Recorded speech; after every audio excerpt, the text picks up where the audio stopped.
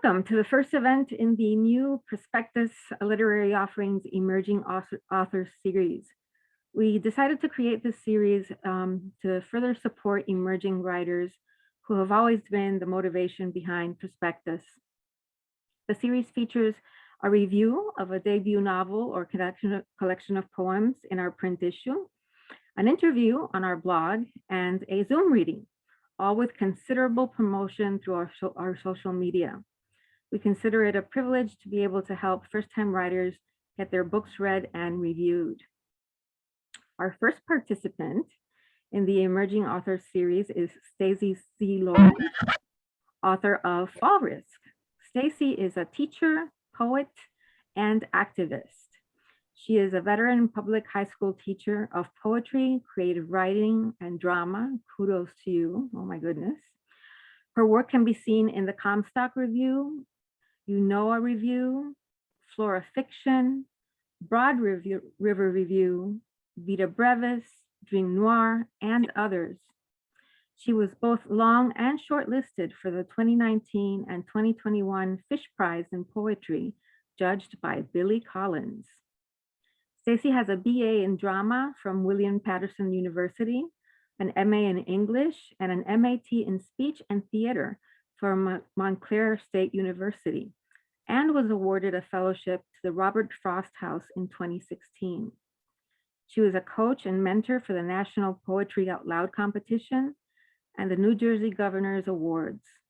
Stacey co-founded the drama company Stage Right Productions and was the former director of the social action performance troupe Impact Theater.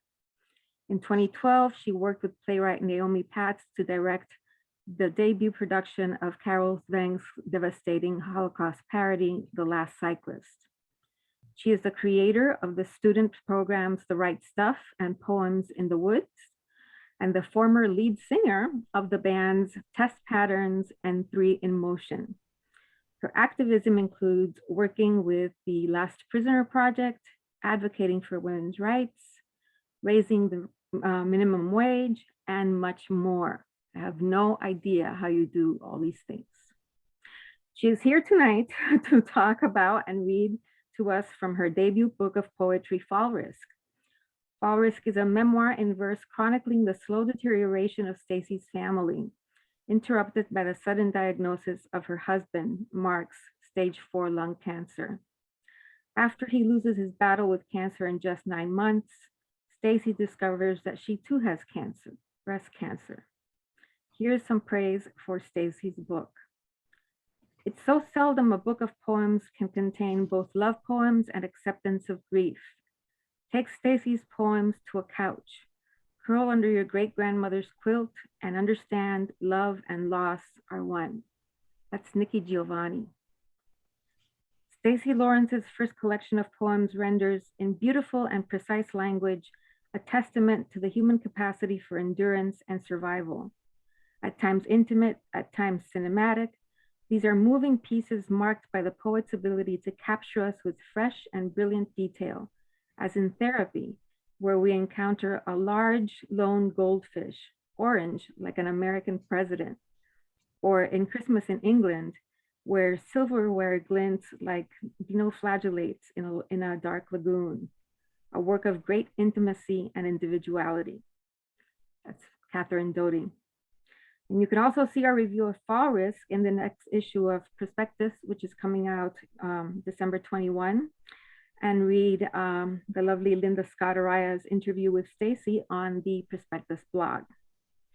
Let's give a big round of applause to Stacey. Thank you for being here, sweetie. Go ahead and take it away.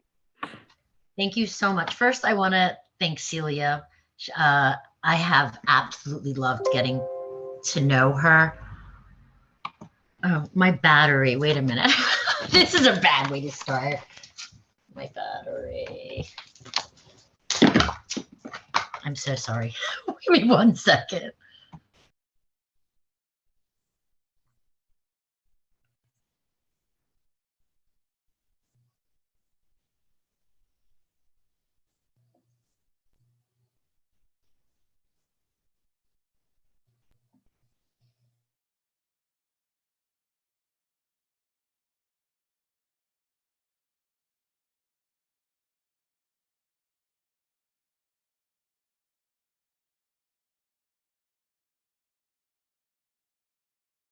and my sister and some friends, and I really appreciate it. And I appreciate people that have come out who I've never met, and it's unbelievable. So I'm really grateful. So I started writing this 4 years ago, and it has really been a labor of love. I started writing it when my husband was diagnosed with cancer, and then I've just been sort of chipping away at it. So eventually it became this book. It really just became, like Celia so eloquently said, it's this memoir in poems. And it has 4 sections. So it's a sort of play on Old, New, Borrowed, Blue, the old wedding rhyme. And I've got old, and then I've got all sort of when I met Mark, my husband. And then it goes to borrowed, and then it's more about like our family life and the sort of borrowed time together. And then it goes to blue, and that talks about Mark getting sick. And then it goes to new, which is my life after that. So it's really about accepting what has happened in your life and kind of making the best of it and kind of rearranging the puzzle pieces. So I'm going to start reading, and I'm going to start, and also afterwards, of course, please, any questions. So before the book really starts, I have a sort of prelude, and this poem is called Keeping You. I promised you that morning in your office, legs resting on a desk we built from a wooden door etched in hearts and arrows, ML plus SL, pink still in your wink. You had a few months more. So now I write, inhaling you poem after poem. They come and come like ticker tape parades, Rapunzel's hair, Isadora Duncan's red scarf waving underneath your cloud. I wait for rain beneath sun-drenched cumulus that only pours in echoes. Thank you. I'm just taking this off because I'm very hot. Oh, thank you. Thank you, Dad, for snapping. Okay. So then it sort of goes into old, and then I'm going to read this one. When Mark and I were young and we were in college, we would go to Martha's Vineyard a lot, and the ferry crossing, those moments in your life where you just, very simple, but like it's a snapshot that you don't ever forget. And that's this. It's called Prelude to a Ferry Crossing. Our sapphire pipe sparkles, lighting up winding road, beacon for cops, as small clouds ascend our sunroof. Flip-flops rest on the dash. I inhale deep and free, gaze at the view beyond you. Gingerbread houses beneath slices of lapis lazuli, where sails wave like white envelopes in December. Seagulls clump and gather behind fish trucks and buses like radio flyers, shuttle holiday flock into that bakery.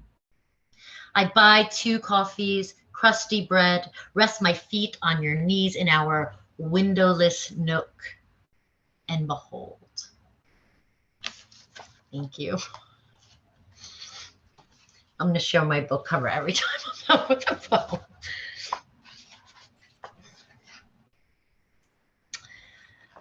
So this next poem is called Portrait. It's one of my favorite poems in the book. Right before I sort of finished the book, I was like, oh, this isn't done. And also Ted Rall, who did design my cover beautifully, he also was sort of like, you know what, you need a little bit more about talking who Mark was. Not just, him being sick. He was a lot more than just that. Anyway, I think the thing he'd like to be remembered most for is that he was a really, really passionate lawyer. And he often helped people who really didn't have much. So this one's called Portrait. Bolting from that word, the cop tears after him across a by right parking lot and highway barrier. The man hastens his pace, ignores untied lace, wipes his face, climbs a chain fence but falls hard. Black skin pounds on haggard cement, but like a balloon, broken breath inflates the man, only to be whipped by some pig's pistol deep within the crevice of his skull. The week of trial, cross-legged in a gray suit, you digest thousands of pages spread across our kitchen floor like millions of pickup sticks. The courtroom is long and looming, a little like you, my love, with an ivory ceiling etched in gold. You advocate under glass candelabras that highlight portraits of white men in black frames, where you object and object, pounding your fists, my quiet husband, for justice. Thank you very much.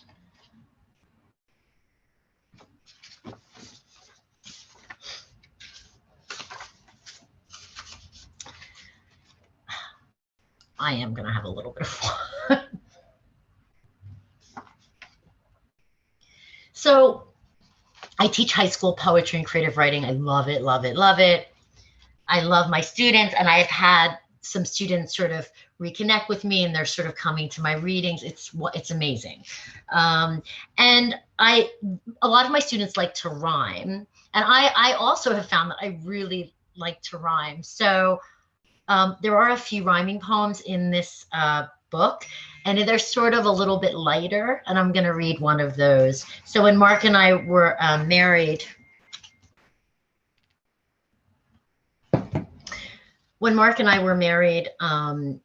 we had always had a cat, even before we were married. So now I have 4 cats. Anyway, this is one of the characters in this is a cat. So it's called Earl Grey. A fall and a whack, we are old waking cats and stretch to the kitchen to see an old china set your grandmother met with a matching, now smashed pot of tea. We tidy the mess, a marital test. The feline is hiding away. We search and search when we find she is perched, professing it is all a mistake. The rain is loud and the cat quite proud as she bats a sliver of bone. So we curl back to sleep as I kiss your heartbeat, blood pumping life into stone.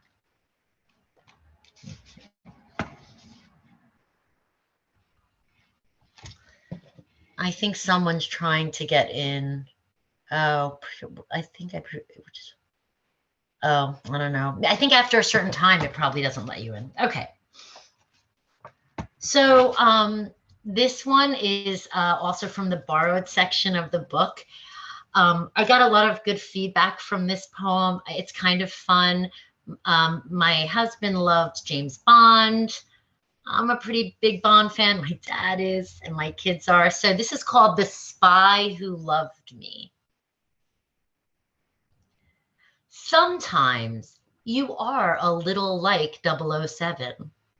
That is when I feast on you like pussy galore. You snake and whoosh winter slopes alongside a Shirley Bassey serenade, charcoal trousers, gray woolly cap, and a beautiful burning stick you manage to keep lit as you plow over moguls, skate between trees, grin thin as Bond villains, shoot and spin through snowy flakes. You stay cool, slicing silver rosignals into powder, glancing back quickly to study the bad guys, only to see your small daughters attempting to keep up with their dad, snow plowing in peach ski pants and blue wobbly helmets. Thank you.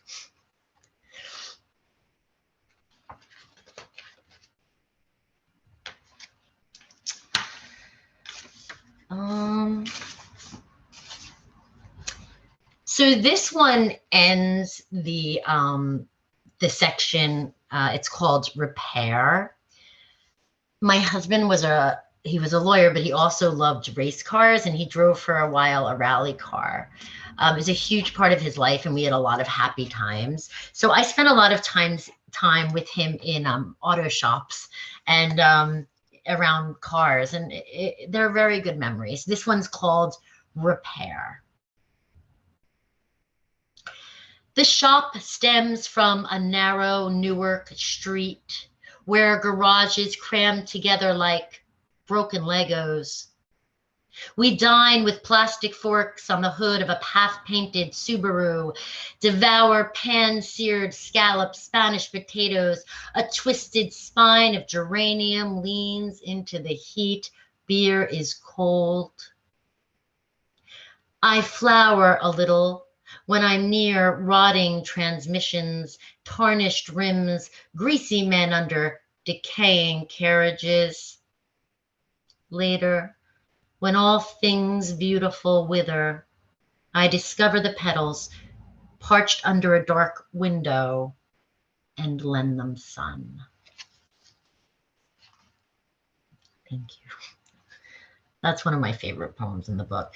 The next section is Blue. So I'm not going to read that many from this section. I hope you buy the book, and I hope you like reading all of it. I just don't want to read too much of the super sad stuff, but it is definitely worth reading. I will read this. This is a very short poem. I wanted to put into words what it was like when I first found out that Mark was diagnosed with lung cancer, and we were in the emergency room, and it was just like this. I worked on this poem so much. I always tell my students that, you know, sometimes the shorter the poem, like the more work, right, you put into it. So anyway, this is called Mass. She spits into our draped cell, yanks the curtains behind her. They wave like pale sheets just before thunder, short, sharp like a paring knife. The doc keeps carving that word, chiseling it into his lungs, engraving it against the chambers of our heart.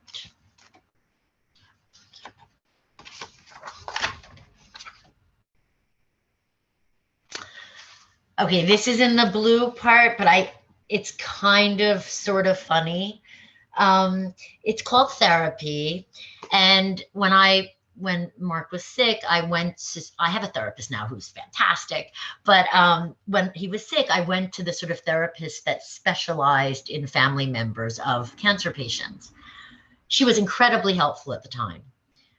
But after he died, they sort of were like, okay, that's it. And I did forget her really easily. Maybe I didn't want to remember, you know? So I spoke about so many painful things with her. But anyway, I wrote about a person and a time that I don't really remember. So here it is, Therapy. Weekly, I sweep past the living. They chase futures down jammed sidewalks. Therapy is feeble. A stack from a time with magazines, a tank lined with pebbles, one large lone goldfish, orange like an American president. Now her name, her space sheds from memory. Slim room, walls like vanilla wafers. My suede boots wet from a time when Manhattan had snow. We suck chamomile from styrofoam as she listens to me bitch until that soft tone of her phone, my cue to smear my tears and cloak once again against the elements. Thank you. Thank you. Thank you for writing in the chat. So this one, actually, my sister said I should read. So I was like, oh, it's very sad, but I agree with my sister. We both think it's a good poem. So here it is. It's called Last First Night. I pose, we smoke, that joint fun we still partake in. But 7 becomes 8, 8 becomes 9. You are still on the other side of the locked door, Ursus in hibernation. So I mark time, mull red wine with cardamom and lemon peel, pour the spirit into porcelain teacups and pass to my teenage children late popsicles on a summer night. At 11:55, you appear, your one strong body fading with the year. You hobble a few steps in striped pajamas that Jew from Treblinka watching Anderson Cooper. I graze your shoulder, strands of your damp hair, too weak to inhale. You peck me instead with chapped lips as your last year begins. Thank you.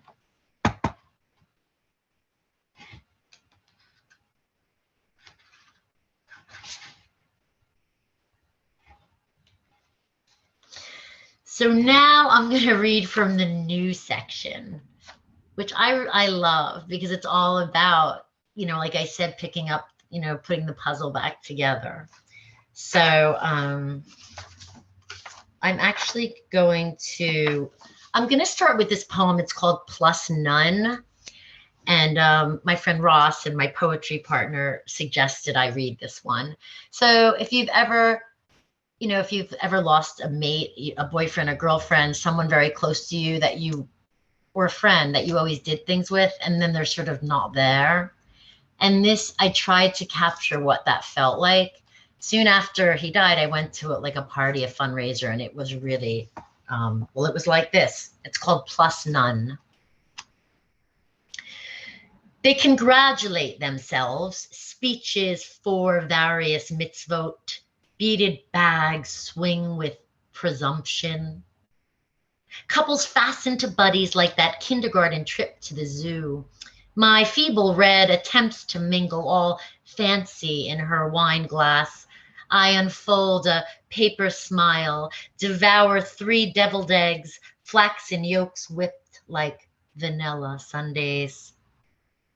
The table is plated for 7. I polite a nod to the panel over a centerpiece of pink tulips. 3 couples deliberate over babysitters, supermarkets, toy shops. The flowers peer from center. I stare back, note the petals are also in pairs, and leave.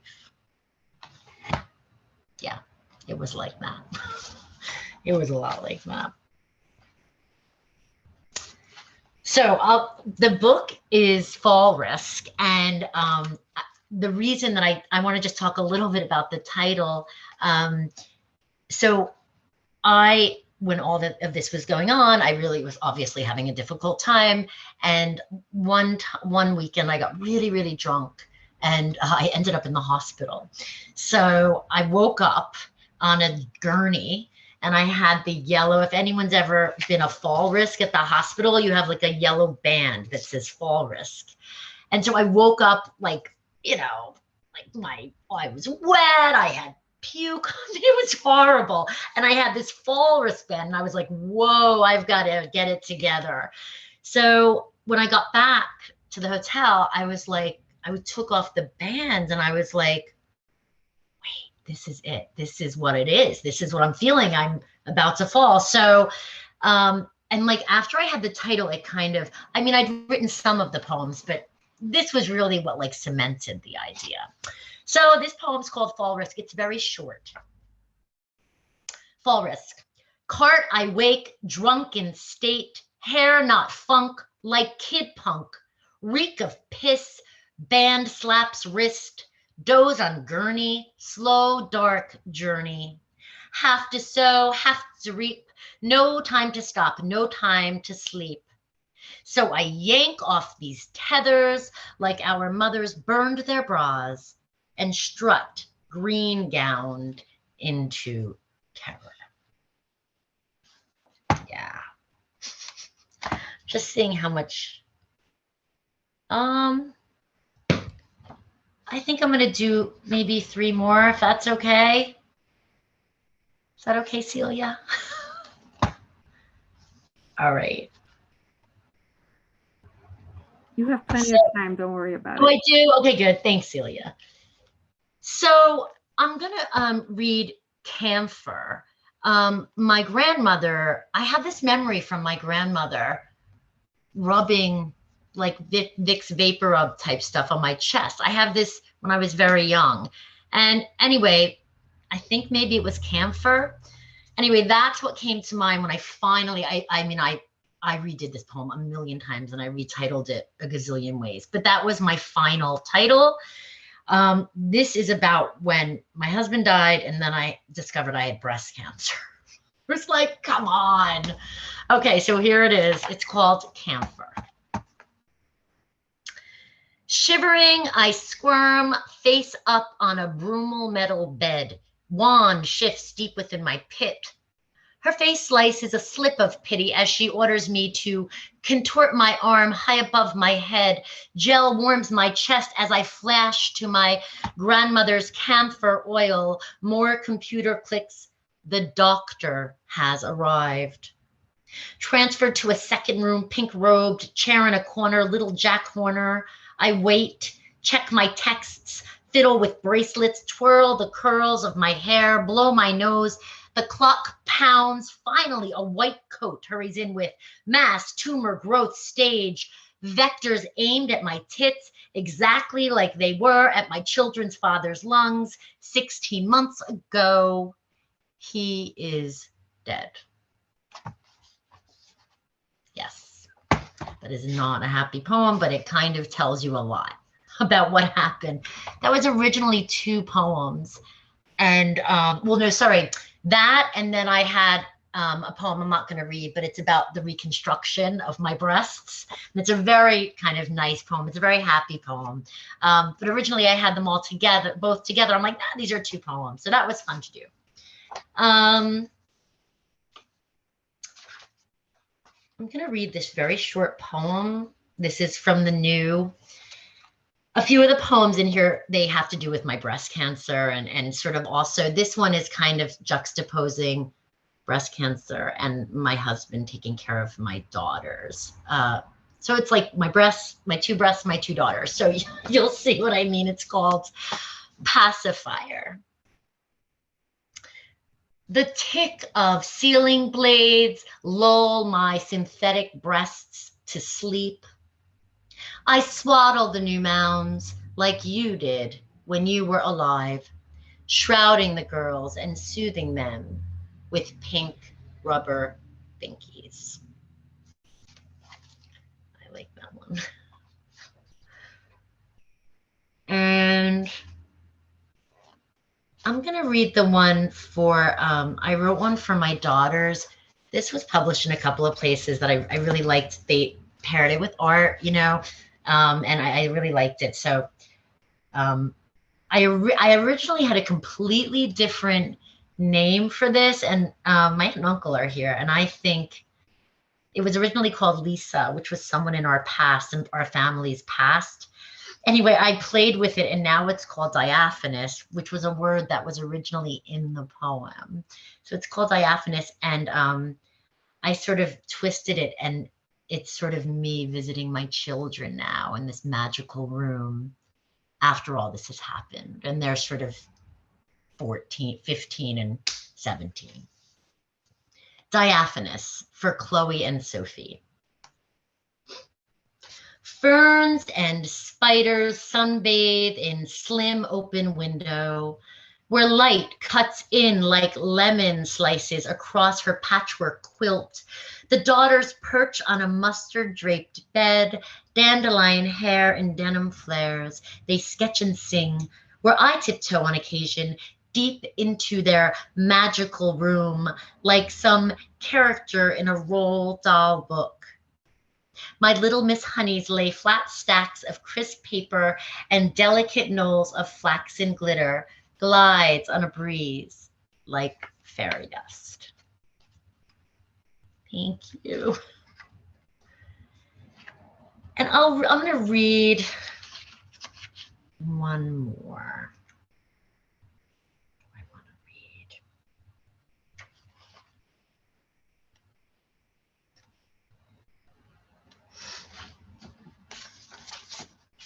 I want to end happy. So I'm looking for something.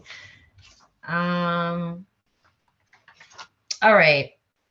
All right. I'm going to read this one. I've never read this aloud before. So, okay. So I'm going to read it. It's called Sideways. And this is really about like new love after everything happened to me. I love this poem. So thank you for listening. Sideways. Sometimes I bitch to him when it's about me. Toss my shit from suitcase to bed instead of tucking tidy like origami into corners. Sometimes I fuck some husk, but twist to him my tongue in some throat like a cherry popsicle. Sometimes I mislay the hotel key, treasure buried under sheets. And sometimes I slant my billow through the slice from his city window, clouds sneaking back into bite. And sometimes we talk until daylight wanes when I sprawl across his chest, bestrewn with my curls, ribbons on a gift. Now, I'm going to end there. Is that okay, Celia? That is wonderful. Oh my gosh. Thank you so, so much. It was Thank you. a magical, magical reading. So visual and so powerful. Thank you. Let's open it up to some Please. questions. Let's just do it organically. If you have a question, just unmute yourself and ask it. And if we should happen to have a conflict, I'll just, pick somebody and then the other one can wait. So feel free to go ahead. Well, I just want to tell Stacey we have so much in common. I went to Montclair State where I got my degree in English, speech, and theater. I wrote plays and was an actress to begin with. And I was born here in Jersey, but lived in New York for 50 years. And I've almost died 4 times, so I can identify with the writing and empathize with what you've gone through. I'm widowed now, and so I really empathized with and enjoyed and understood the reading. Thank you. Thank you so much. Thank you. You can also write questions in the chat if you'd like. I always tell my students that. You can do that. I'll read them out loud. Yeah. Anyone? Oh, Linda, thank you. Which one was the favorite poem in the collection? I'm reading this is probably my favorite poem. The one where you go to I forget the title, but the one where you go to the banquet and you have the. Oh, that one. Oh, yeah. That's so funny because that's what my friend said, Ross. I don't know if Ross is here or not, but yeah. I love it too now. I'm glad I read it. Yeah, no, it's definitely my favorite one. It's the one that I think is really visual and the one that I can relate to the most, probably. Oh, thank you so much, Linda. I can't wait to read your review. Thank you so much. Hopefully you like it. I hope I will. I'm sure I will. And thank you for coming too. Thank you. I'm very hot. I'm going to open a window. I think I'm like bright red. I'm going to just stop my video for a second and I'm hoping someone else will ask a question. Are you going to have an open reading at the end, Celia? I just wanted to give people a chance to ask some questions, but it looks like we might not have too many. So, and so far you're the only one who's indicated a desire to read. So if any of you want to read at some point, could you just put your name in the chat so I can call on you?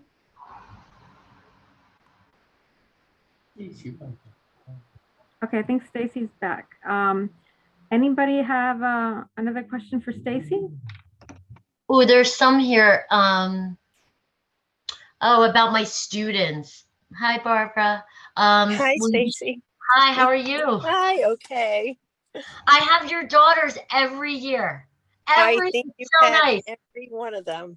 They're I Every know, I single one. have. So great. 4, right? Yeah, 4. yep, yeah. Well, my son is the last one. And Oh, yeah, you that's know, right. Yeah.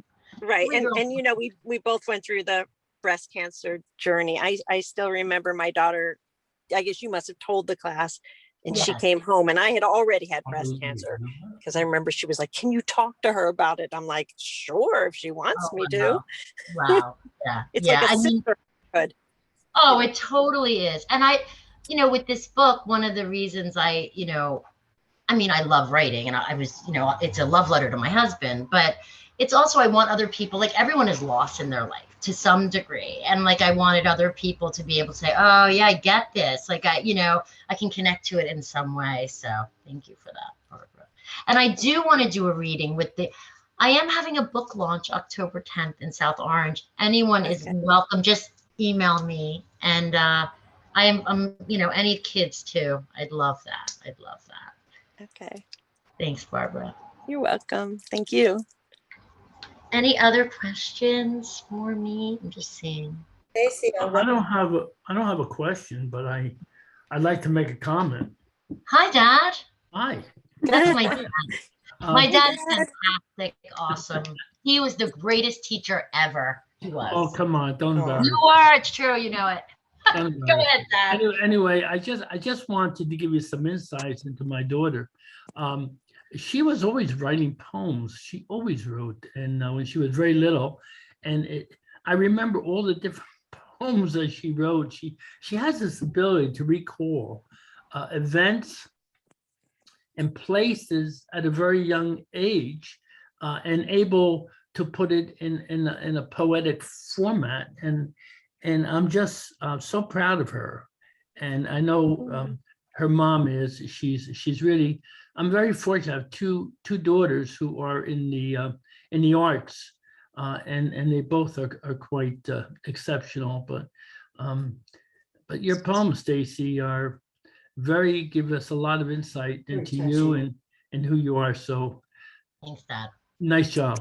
Nice Thank job you. indeed. Right. Aw. Stacey, you're so lucky to have your dad around to hear you read. I know. It was I know. inspiration, but he didn't get to come to my poetry readings, but he read me Cervantes and Shakespeare, and he's the one who inspired me. So it's so nice for you to have a father here who's a teacher too. Yes, it is. I really think that's lovely. I wonder if you ever have read Alicia Ostreicher's book, The Crack in Everything, about her bout with breast cancer.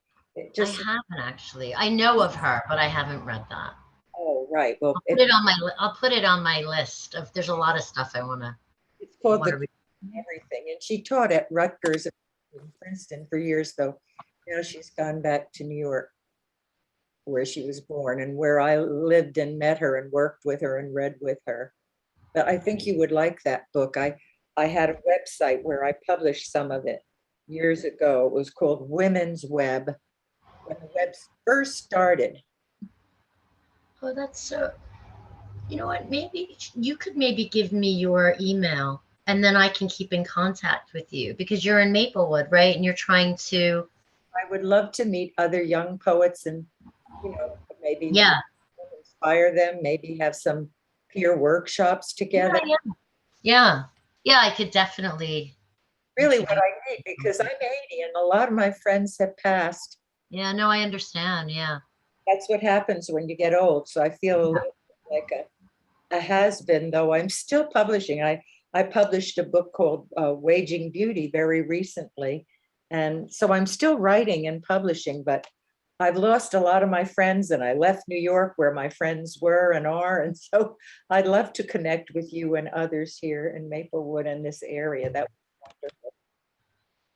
So I'm going to put my email in here, just because if anyone wants to come to my book launch, it's going to be a party. I think in South Orange. My daughter would drive me there. Let me put my email too. Okay. And this And is that's for going to be anyone. in person? It's in person. It's at, I'm going to just put the info. It's October 10th, 10:10. It's at SOPAC in South Orange, New Jersey. and it's going to be from 7 to 9, and there's open bar. That's very important to note. So if you just, email me and say, RSVPing Stacey, you're on the list. So there's my email. And Daniela, I see yours. That's very easy. And I put my website too, which is just my name, DanielaJoseffi.com. Okay. That's one of my websites. And also eco poetry, which might interest you. Yeah, no, it sounds wonderful. Yeah. Does anyone Stacey, else? Yes. can I ask a silly question? Yeah, of course. What is the Z in Stacey Z Lawrence? It's a great question. Z was my maiden name. So like my parents are Zeichner. Okay. So I went back and forth about it because I like Stacey Lawrence is a very nice, clean, concise name. But because the book is very much about, and my poetry in general is about sort of connecting to who you are and like bringing that with you through your journey, I'm like, I need that Z. You know what I mean? So that's why I put it in there. Yeah. Makes Thanks sense. for asking that. Yeah, thank you. Thanks, Barbara. It was a great question. Anyone else?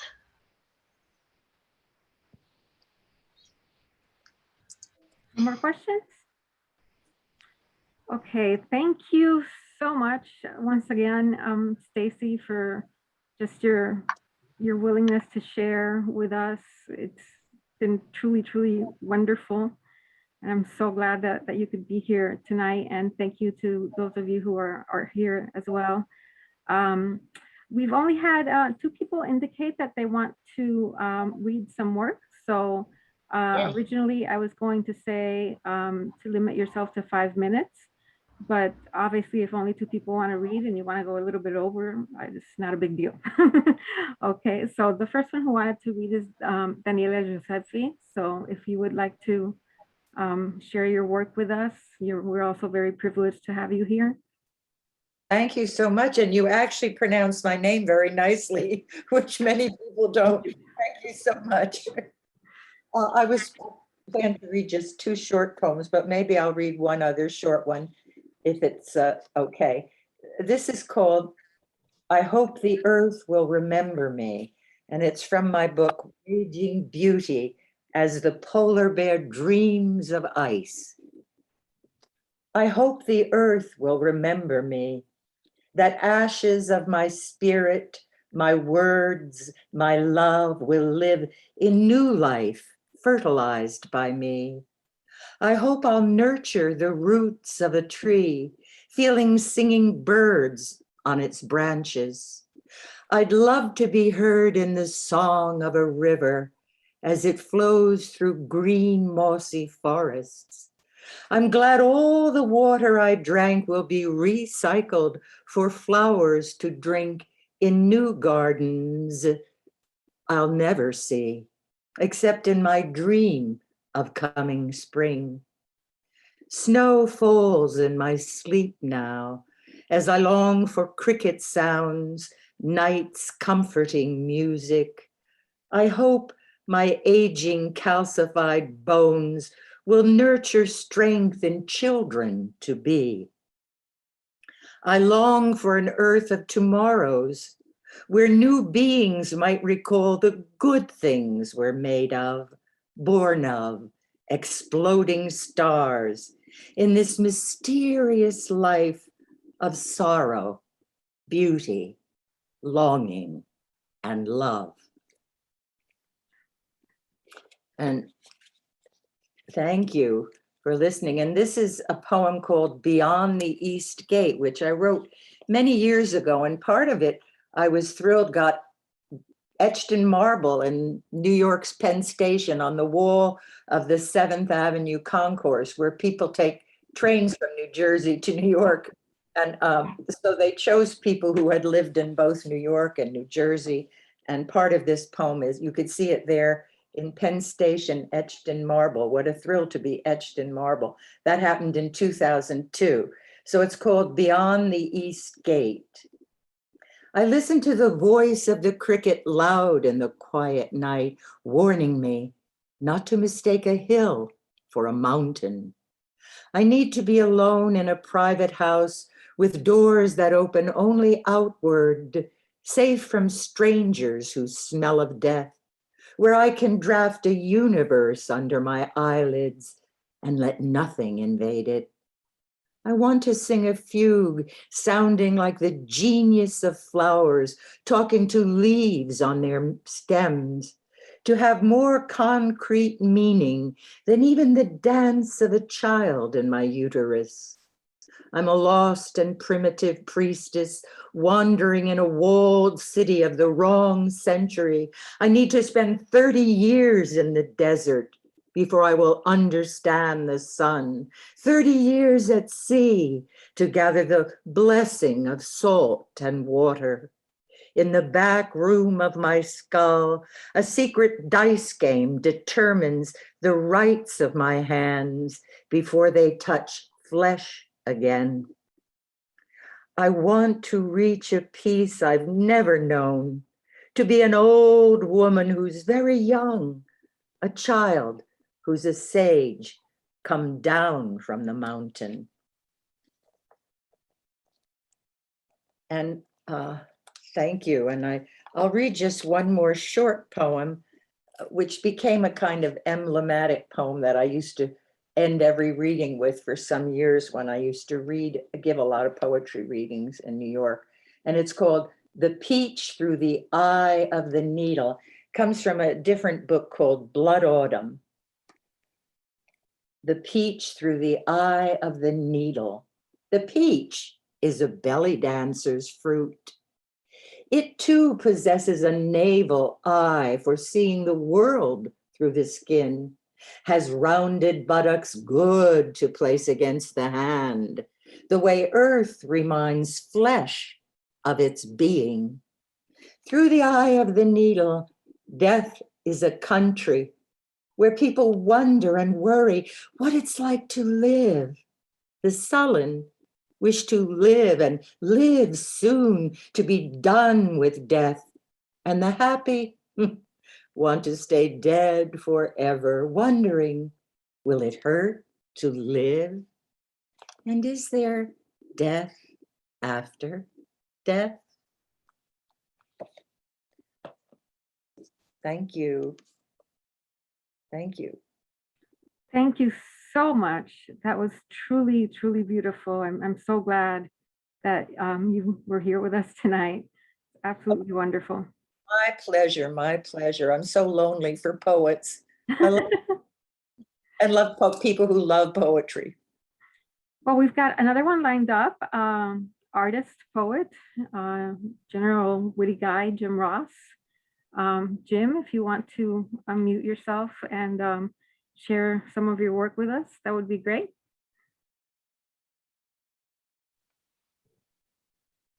You're muted. You need to unmute yourself. There you go. Hi. There you go. I don't write much poetry, and when I do, I pretty much disown it. So I won't be reading poetry. I wanted to share a general reaction to things first. I've been writing lately about several years ago when my wife and I and our son and daughter were preparing to go on a pilgrimage. And the day before we were going to leave, we found out my wife had breast cancer. So her reaction was, I can't go. We can't go. And everyone said, we've got to go. And she said, well, you go, I can't go. So the kids prevailed on her. They're both nurses. We'll take care of you. And she's starting to come around. And then my son said that the purpose of the pilgrimage, understand, this is my son, said, purpose is to save the tatas. Now, that's kind of a male perspective. It wasn't to save her life. It was to save the tatas. However, he became, as we went on, the cheerleader for the entire pilgrimage. And all that went very well. And my wife dodged that bullet. It wasn't the last bullet, She's still dodging bullets, but you know, all of us here are still dodging bullets. So, reading something very brief. I like to write about chance encounters. Leaving my wife to guard our seats, I head to concessions for caffeinated drinks to keep us awake through the film.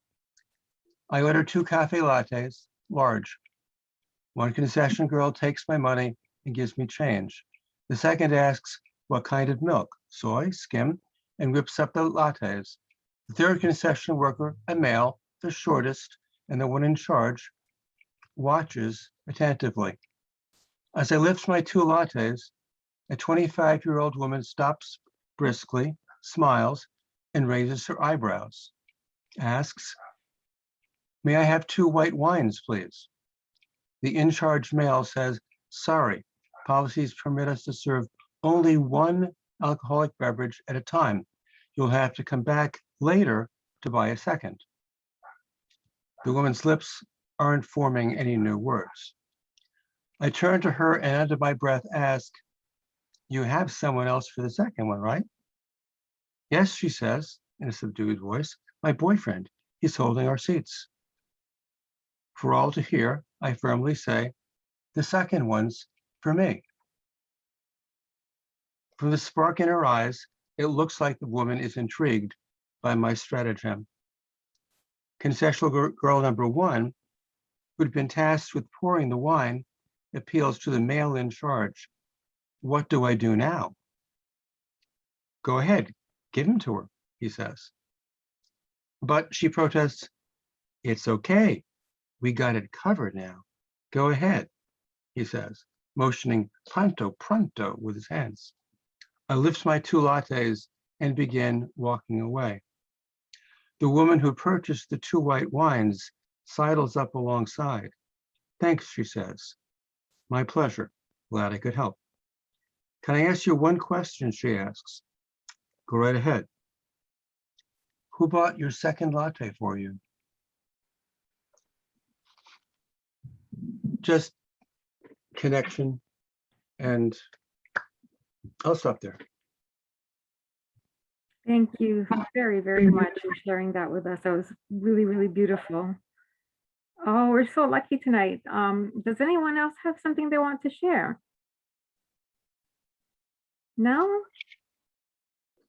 Okay, so I have, oh no, we do have Dayana Dayana. Poulard. So- Hi. Hi, Dayana. Hi. So Hi. Oh, good. How's guys. the reading? Oh my gosh, I'm super excited for you, Stacey. Congratulations once again. Thank you, Dayana. You've truly inspired me to tap into my own writing. I put in the chat that I love the way have a way of writing and painting pictures and imagery. It's just like one of the things to enjoy when I'm reading your work. Thank you. So I thought I'd share through reading your book too, you inspired me to tap into my own artistry and my feelings and to heal through some things that I've gone through. So I thought I'd share like 1 or 2 poems. Okay. One day I'll tell you the story about how I fought for you even though you couldn't make it. Probably when the roses have faded. When my sunflowers have turned from brown to black, I'll tell you how happy I was that you chose me, even though I wasn't ready for you. Only because I wanted your story to be different. See, truth is you were made in old sheets stained with residues of someone else he loved. And because he loved me enough to wash them the day before, I still found comfort in them. Truth is I didn't want that to be your story. See, I loved you. More than that, I emptied the wine bottles, hid the lighters, and rubbed you every night while asking you to save us. And the nerve I had when we tried to hide you. And confusing it was because we talked about you. Sorry, guys. Okay. The nerve I had when we tried to hide you, and confusing it was because we talked about you. We spoke your name and gave you life. I guess some realities are just too real to bear, and some secrets are just too big for closet spaces, because God knew how valuable you were. So for that, heaven couldn't wait for you. He had plans for you the way before I could even fight for you. And when I did fight for you, you saw how tired I was in my silence and how loud it grew waiting for him to fight for you too. See, truth is, my mother taught me that patience is a virtue, but you knew I waited long enough. So you left and I bled, rocked myself to sleep, cried in the shower, and got ready for work the next day, choosing to carry your memory because we miscarried you, because we happened at the wrong time. I love you. And when we meet again, I promise to sing you lullabies. So that was the right. I just want to point out that you're a really good artist, a visual artist. And Dayana's going to be showing her paintings at the book launch with the cash bar. So everybody go. That was great. That's a very moving poem. Thank you. I have one more, trying to find it. I wrote this one specifically in the light of, my culture, and I thought it was very fitting to share given the light of circumstances in Haiti. So this is that one.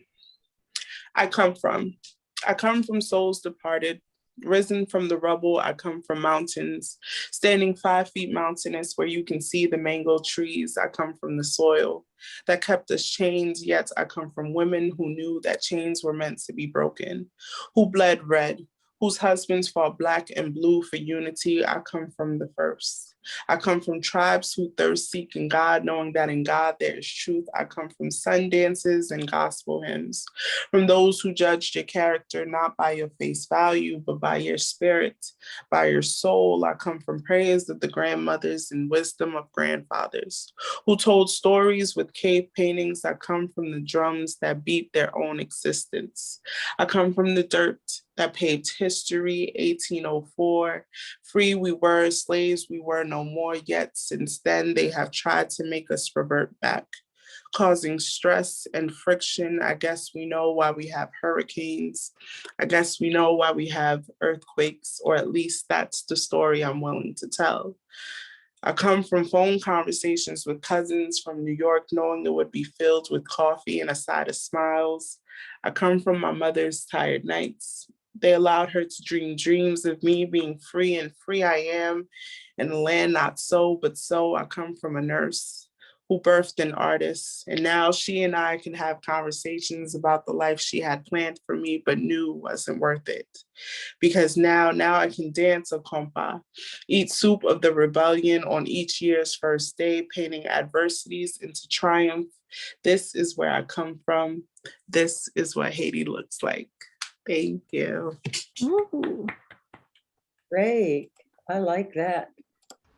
Dayana, I love that poem. That was great. That was really the words you used. That was great. Your Thank diction you. was great. Very wonderful. All right. Anyone else want to share their work with us? Let me check the chat. No? Okay, so I have a few concluding remarks.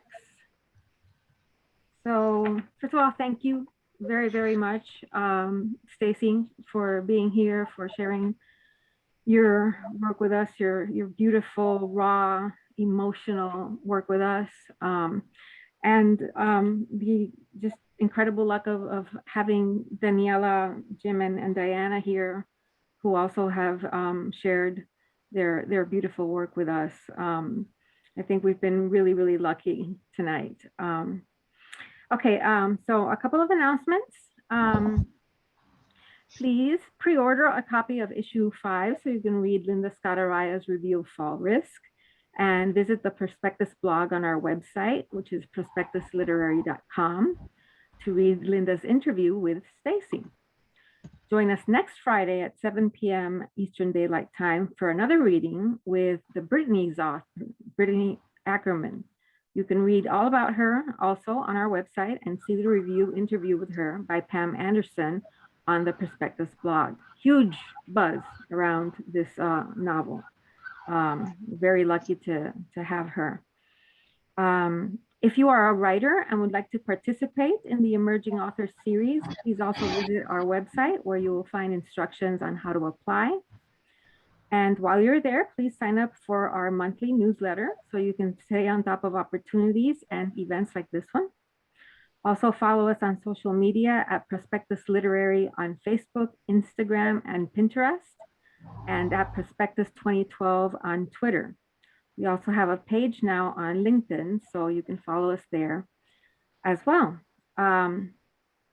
Okay, that's it, folks. Thank you one more time for being here. Remember that this reading has been recorded. So as soon as I have an opportunity, I will put it up on YouTube, and you can check our website and our social media for the link if you want to. And I hope to see you all next Friday. All right. Thank you. Thank you so much. Thank Thank you, you. Celia. Thank you. Thank you, Bye. everyone. Thank Bye-bye. you. Thank you.